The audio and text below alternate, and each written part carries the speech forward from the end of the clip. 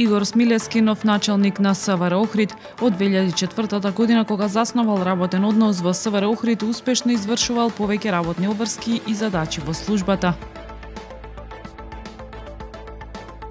Со историски час одбележена 80 годишнината од смртта на Кирил Прличев. Граѓаните затекнати во странство по 12 февруари со стари патни исправи ќе може да се вратат со патен лист, информираше денес министерот Османи. Министерството за култура одобри 19 проекти на Националната установа библиотека Григор Прличев. Времето утре сончево со умерена облачност и температура до 13 степени. Следевте една минута вести на Охрид Нјуз.